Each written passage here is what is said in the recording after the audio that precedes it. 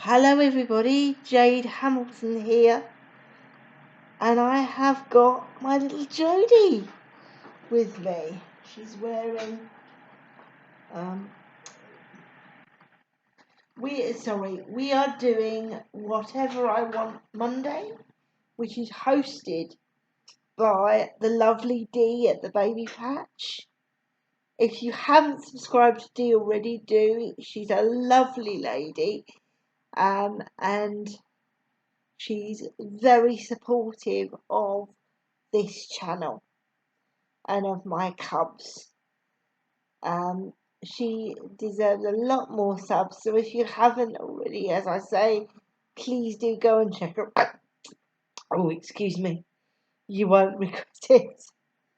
As I say, Jodie is wearing a little white vest,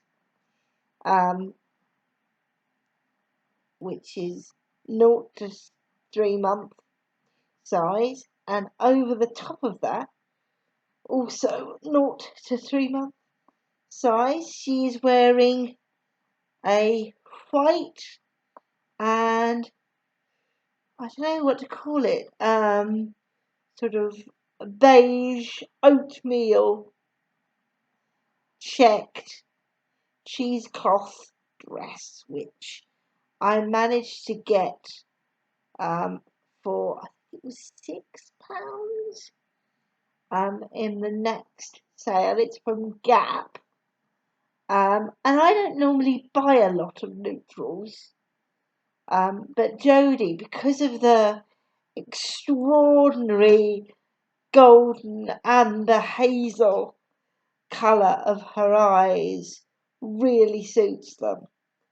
I've put a vest underneath here because I know from my own experience that dresses with straps tend to be a bit awkward, and the straps tend to fall down and things.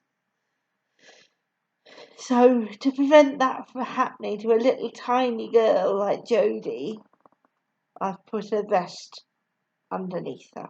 Plus, I think the vest layered with the dress looks very cute and it really suits her. She's also got a little grey bib with, see what it's got on it,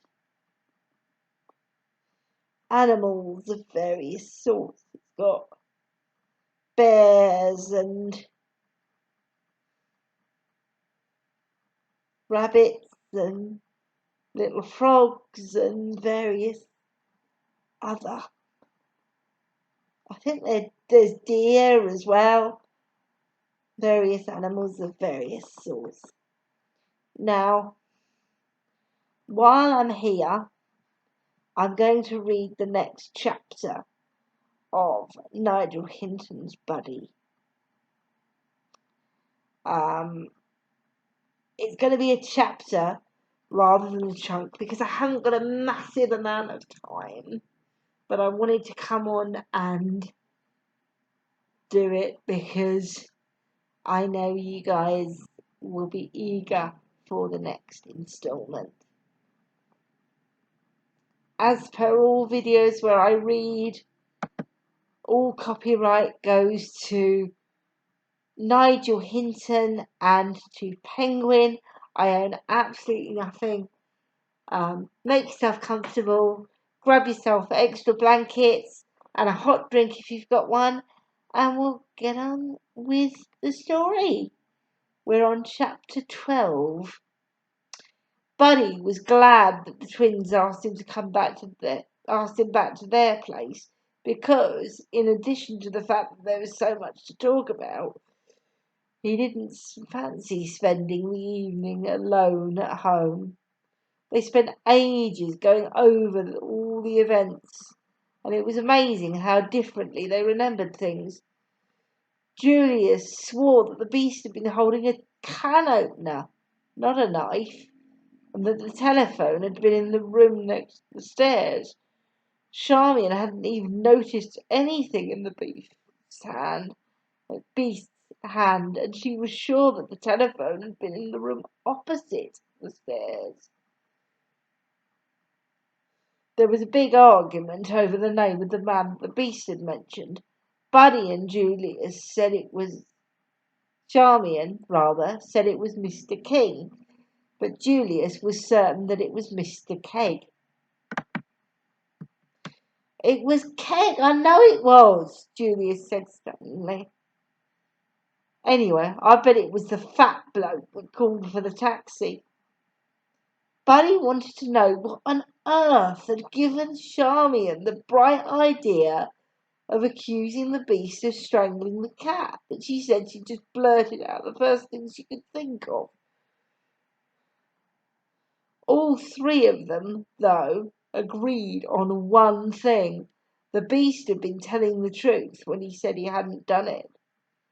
Buddy and Julius thought Mrs. Solomon was a nosy troublemaker who'd exaggerated the story simply because she didn't like the Beast. Charmian, on the other hand, said she was just a frightened old lady, and that if the Beast had shaken the dead body when he'd held it up, it could easily have looked as if he was strangling it. "Look," she said, when Julius called Mrs.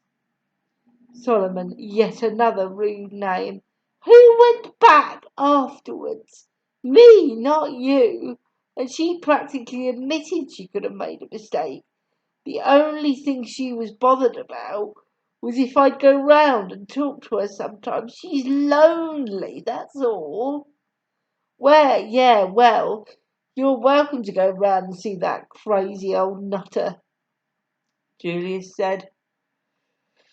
Of course, we don't refer to people like that now. It's not a particularly appropriate set of words to use, but I think Charmian is right. Mrs. Solomon is probably a bit lonely, and she's probably also very frightened, and frightened people tend to imagine all sorts of things because the world seems very scary and intimidating to them. And as Mrs. Solomon is quite frail, I think she might be prone to, letting her fears and her anxieties run away with her a little bit. Buddy stayed with the twins as late as he could, hoping that his dad might be back by the time he got home, but he wasn't. The house was dark and empty, and he had a hard job not giving in to the kind of panic he'd had that morning. He tried to think positively. The Beast, for instance. He'd seemed to be scary, but he turned out to be a bit pathetic. And the sudden worry about number 56 and his dad's work, that had been a false alarm, hadn't it? It would probably turn out that his dad wasn't doing anything wrong after all. Things like that helped a bit, and he even managed to find the courage to switch off his bedroom light when he went to bed. He was in that house. It was very dark. He was floating in and out of the rooms. Outside, in the garden, people were shouting and throwing stones at the windows. There were no boards at the windows, and he could hear the glass shattering.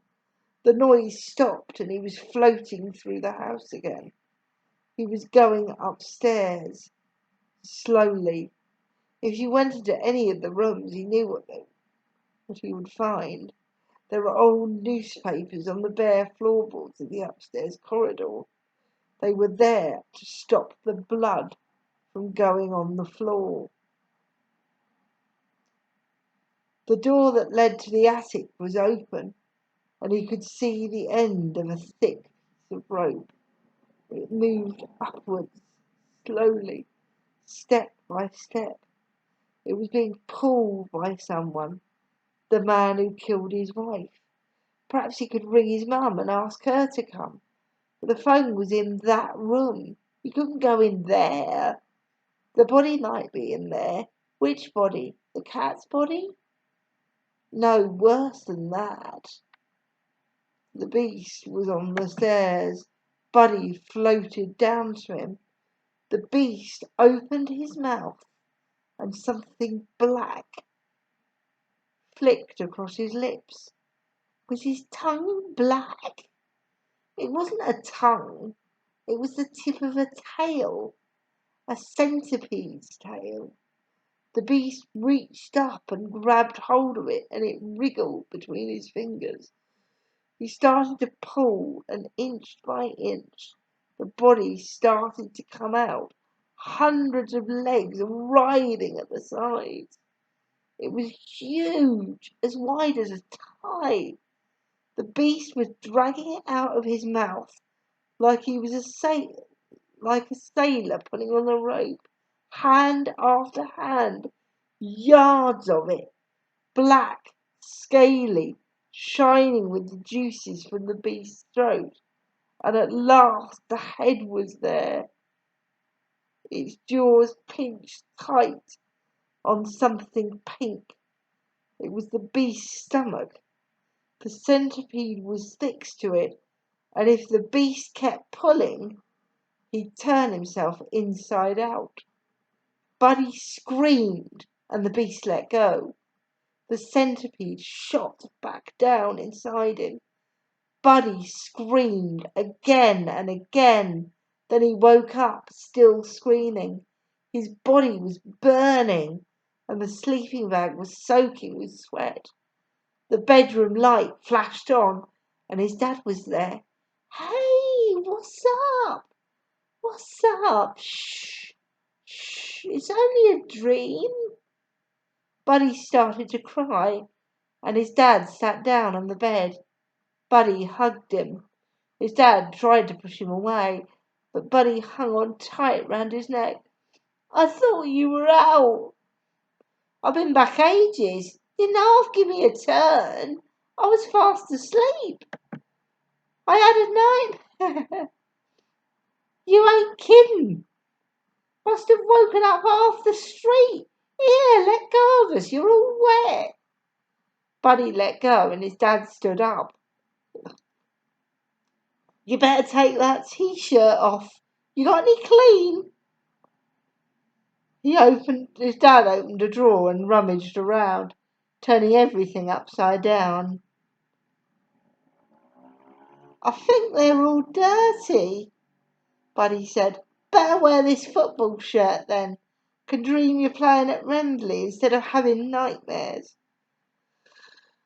Instead of having nightmares, what was it about? Monsters? Buddy shrugged and put the shirt on. He wished he could talk about the dream to his dad, but he couldn't. "Right, you better kit down again. We'll go down the laundrette tomorrow, together, eh? Get a bit of washing done." Buddy nodded and lay down. "You all right then?" his dad said, and he leaned over and ruffled Buddy's hair. "You look like a brush, skinhead, teddy boy. Proud of it too." His dad smiled and turned off the light. "Leave the door open, Dad." "Blimey, what a baby," his dad said, but he didn't close the door, and he left the light on in the corridor too. His dad teased him terribly all the next day. He kept singing the old Buddy Holly song, Moon Dreams, in a ghostly voice, and trying to scare him by tapping him on the shoulder because when he wasn't looking. Buddy didn't mind though, because his dad was in such a good mood. He messed around like mad in the laundrette, pretending he didn't know how to work the machines, and getting an old lady to help him. While their clothes were washing, they went round the corner to the nearest pub and bought the lady a drink. There was a group playing on a little stage in the pub, and his dad sang along to all the old songs. During the afternoon they went for a walk in the park. They sat on a bench near the pond and watched a couple of kids feeding the ducks. From behind, their mother looked so like his mum that Buddy couldn't help pointing it out to his dad. "Yeah, a bit," his dad said, then changed the subject. "Here, I'm going to get my Harley back this week. I've been down the shop and I'm going to pick it up on Saturday. Might buy you an helmet while I'm about it. How do you fancy that? Buddy said it would be great, and his dad started telling him stories about the old days when he used to drive along the coast with a gang of mates. The stories were funny, but Buddy only felt that his dad was only telling them so that they wouldn't say anything more about his mum. They had hamburgers and chips at a restaurant which was decorated like a cowboy saloon. The waiters all wore Stetson hats and had toy guns in their holsters. They both had a hard job keeping a straight face when they ordered the meal. When they finished eating, his dad suggested going to see a film. Aren't you going out?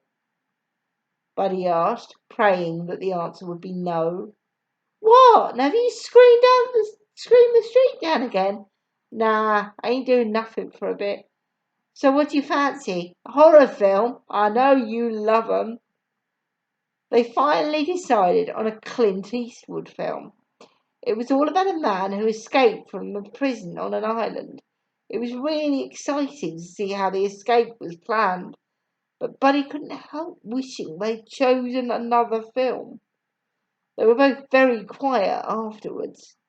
All the way home, Buddy kept wanting to say, "You won't get into any trouble, will you?" Several times he dared himself to say it when he counted to 10, but each time his nerve failed him. Just as they were going through the front door, Buddy turned around and saw a figure standing in the shadows across the road. He closed the door and felt a shiver run down his spine. Who was it? The beast? Could he have found out where he lived? But why would he come? Thank goodness his dad was staying in. He went upstairs and stood on the edge of the bath to look out the little window. The street was empty, and he told himself not to start imagining stupid things, or he'd have nightmares again. He made some coffee, and he and his dad sat in the front room drinking it.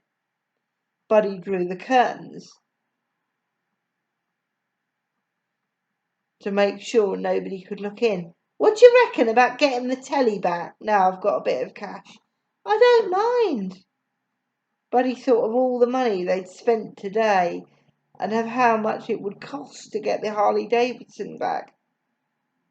I thought you were saving up to buy another shop.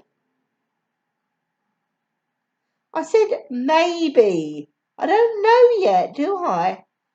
You'll never do it if you spend it all. I'll turn it up. It's my money, right? I do what I want with it.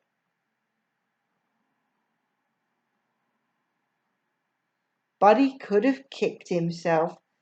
As usual, he tried to say something and it had come out all wrong, and now his dad was annoyed. They finished their coffee in silence, and Buddy went to bed feeling miserable. He'd spoiled a good day.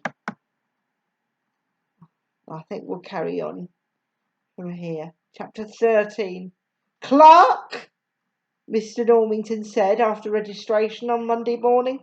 I was checking the reply slips for the consultation evening, and I noticed I hadn't had one from your parents. I trust you delivered it. Yes, sir, he lied. He'd forgotten all about it. Well, are they coming? As I remember, it's usually your mother, is it not? Yes, sir, but she can't come this time. Your father is coming instead, I take it? I'm not sure, sir. He might be working. Mr. Norrington tutted and raised his eyebrows. Is he or is he not working? I have allocated 15 minutes for each consultation, and I don't wish to juggle with times at this late stage. Buddy panicked and said, I'm sure he'll be able to come. Good. I would be pleased if you would confirm that first thing tomorrow. It took Buddy nearly all evening to pack up the courage to speak to his dad. A parent's what? Consultation evening on Friday. What they want me for? You in trouble? No, all the parents go. They just say I've been getting on with my subjects. What's the matter with reports? That's what we used to have at my school. I wish they still had 'em. I never had to go before. Mum always used to go. It's nothing, honest.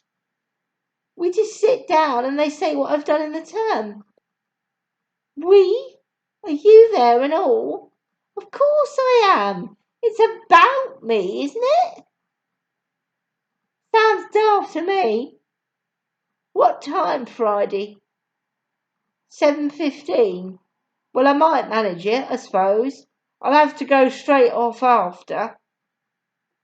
His dad signed the reply slip, and Buddy didn't know whether he was pleased or not. He half hoped that his dad would say no and make up a good excuse. The thought of sitting there while his dad made all kinds of mistakes in front of Mr. Normington was awful. On the other hand, he was glad he didn't have to tell Mr. Normington that nobody was coming. Buddy grew more tense as Friday drew near.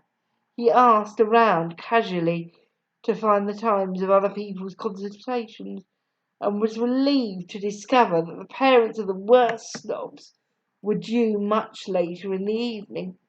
Luckily, the twins' parents were due at 7:30, and since they had two children to talk about, the next consultation wasn't until 8. With any luck, his dad wouldn't meet anyone except perhaps the Ribeiros. That wouldn't be too bad.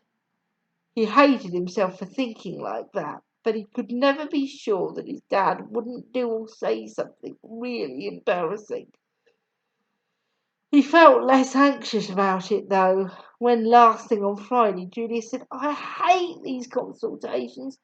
I just sit there hoping my dad won't say anything stupid. Last year he kept talking about ECGs instead of GCEs. I thought I was going to die. Just to clarify why that would be a mistake, an ECG is an electrocardiogram. It's a test that you have done to see whether you've had a heart attack or not. A GCE is an exam. It's a general certificate of education. It's a precursor to the GCSE, which was the exam that I took when I was 16 and about to leave secondary school. So I can see why poor old Julius was a little bit embarrassed. His poor dad, though, he must have felt awful when he realised the mistake. Last year he kept talking about ECGs instead of GCEs. I thought I was going to die. Buddy thought he was going to die when his dad came downstairs ready to go at 6:30. He was dressed in his complete teddy boy outfit. Drainpipe trousers, draped jacket, boot with velvet collar, bootlace tie, thick crepe-soled shoes, and fluorescent green socks. His hair was slicked back with oil, and it was obvious that he'd taken great care to look as tidy as possible. He dressed himself in his best for the occasion. I thought you had to go straight out afterwards, Buddy said, not daring to come to the point, but hoping his dad would change his mind and put on something else. Jeans, anything would be better than this. I am. Got me other stuff in here, he said, holding up a Woolworths plastic bag. Buddy's stomach turned to water and he felt sick. The evening was going to be a disaster. Dad, he said. What? Can you put something else on? Why? Well, it's just Mr. Normington won't like it. He'll have to lump it then, won't he? There was defiance in his dad's voice, but a touch of sadness too, and Buddy knew he'd hurt him. The walk to school seemed to take ages. His dad was right. What did it matter what Mr. Normington thought? It wasn't as if his dad looked scruffy or dirty. He looked really smart. But he did look different. Even some of the people in the street looked twice as they walked past. They arrived at the school just after 7:10. There were pupils and parents all over the school, and Buddy led his way to his classroom, feeling as if everyone was looking at him. He tried to stay a couple of steps ahead of his dad, not too far to let his dad know it, but enough so that people couldn't be sure they were together. There were some chairs outside the classroom, and his dad sat down while Buddy peeped through the window into the room. Colin Franks was sitting with his well-dressed parents, talking to Mr. Normington, who was wearing a dark suit with a small red rosebud in the buttonhole. "It's not bad here, is it?" his dad said, and Buddy noticed that he was playing with the plastic bag and looking up and down the corridor, almost as if he was nervous. Buddy watched out of the corner of his eye as his dad brushed the collar of his jacket and touched the edges of his hair to make sure that it was still tidy. He wiped his hands on his trousers and then checked his nails. "What's this Mr. Normington like then? All right, is he?" That did it. His dad was scared. Mr. Normington would have to lump it. He loved his dad, and he didn't care who knew it. He sat down beside him and began telling him about the new block they were in, when it was built, the number of rooms, how they'd found cracks in the ceiling already. Anything to stop his dad being scared. The door opened, and the Franks family came out and walked off down the corridor without even glancing in the direction of Buddy and his dad. "Next, please," Mr. Normington called. Buddy took a deep breath and led the way in. Mr. Normington was standing behind the desk. Buddy saw the eyebrows flicker and the smile freeze as he caught sight of his dad's clothes. There was a brief silence, and Mr. Normington pulled himself together. "Ah, Mr. Clark, how do you do?" He held his hand out, and Buddy's dad went to shake it, with the hand holding the plastic bag. He nervously put the bag down on Mr. Normington's desk, then shook hands. "Pleased to meet you." "Yes, well, do sit down, Clark, and you, Buddy. Right, where shall we begin? The reports first, perhaps?" Oh, Mr. Normington found that all his papers were under the plastic bag. Buddy leapt up and pulled the bag away, and Mr. Normington began reading the comments that each of the teachers had made. Buddy was so tense that he barely listened, though he was dimly aware that they all sounded quite good. After every subject report, Mr. Normington stopped and looked at Buddy's dad, who kept saying, "Oh, nice." "Well," Mr. Normington said, pushing aside the report, as you can see from these comments, Buddy is doing very well in 3. We're very pleased with him." "Oh, nice." "Of course, it's a long way off yet, but we're hoping for great things for him in GCEs." "Oh, nice. Have you talked about careers yet?" Buddy's dad glanced at him with a slightly worried look, so Buddy butted in. "Well, we've talked about some things, but I haven't made up my mind yet." "Of course, I'm sorry, Mr. Clark," Mr. Normington said, looking down at Buddy's record card. I can't recall what you do for a living. Buddy's heart raced. Ah, yes, here it is. Oh, you worked at Bradley's. That's closed down, hasn't it?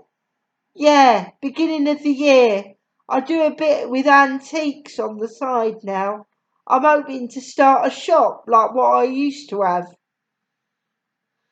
Buddy winced at the dropped H's, but Mr. Normington nodded and smiled. Well then, he said, I don't think there's much else from our end. Unless, of course, you've got any problems at your end. No, everything's fine. His dad said quickly, Good, good. Well, let's hope young Buddy keeps the good work. Make sure you always supervise his prep, etc. Prep? His dad said, and darted a look at Buddy. Yes, private studies in the evenings.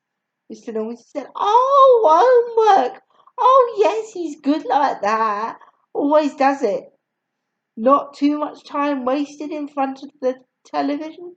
We haven't got a telly. We got rid of it. Did you? Mr. Normington said, and Buddy could see he was impressed. Good. There's some splendid stuff on it, of course, but it can be a dreadful time waster. Well, well, thank you for coming, Mr. Clark. They all stood up, and Buddy's dad shook hands with Mr. Normington. By the way, how's Mrs. Clark? Well, I trust. Oh, yeah, she's okay. Good. Give her my regards. Yeah, I will.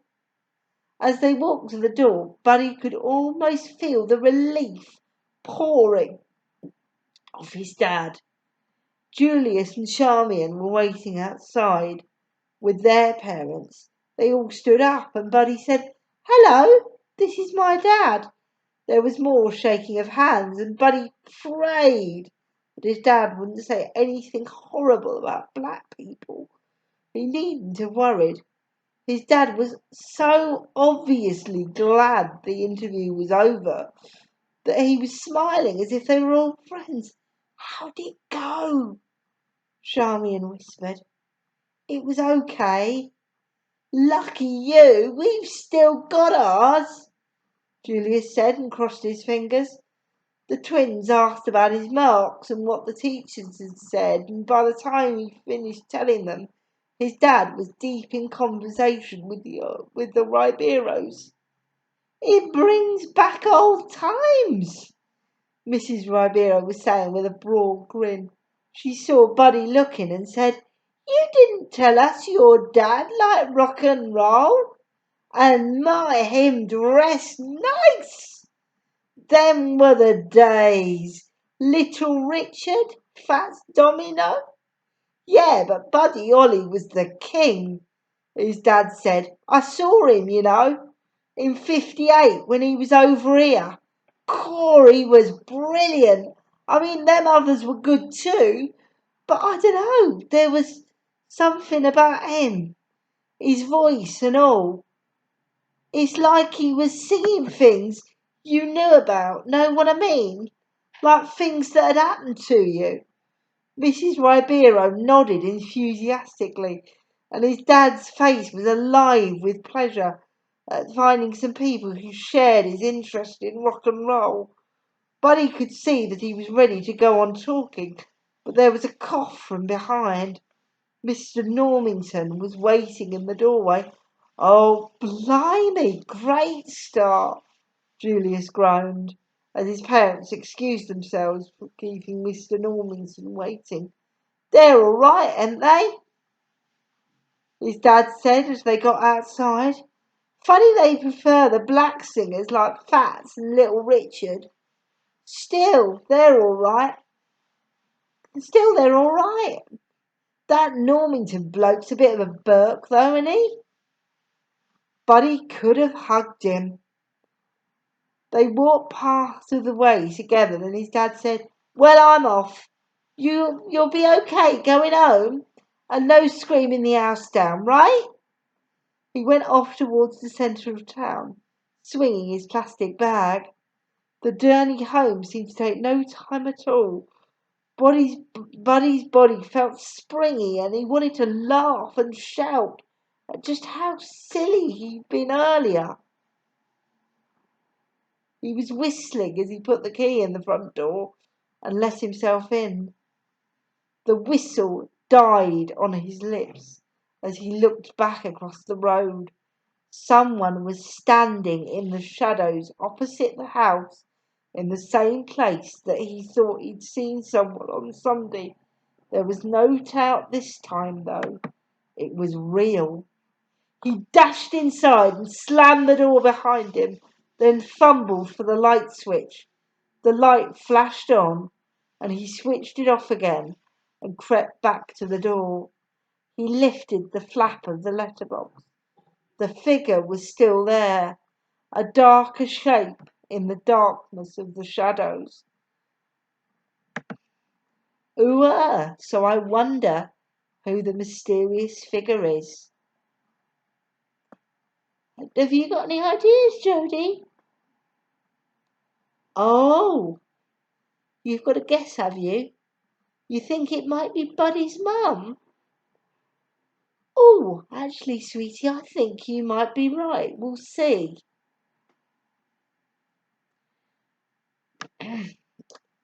Well, on that note, I'll leave it there for today. Thank you so much, everybody, for subscribing, for liking, for commenting. It really makes my day when you do. And I'll see you soon with more Buddy and possibly with Jodie or with one of my other little ones. Thank you again for watching, everybody. Can you wave, Jodie? Good girl. Cheerio, everyone.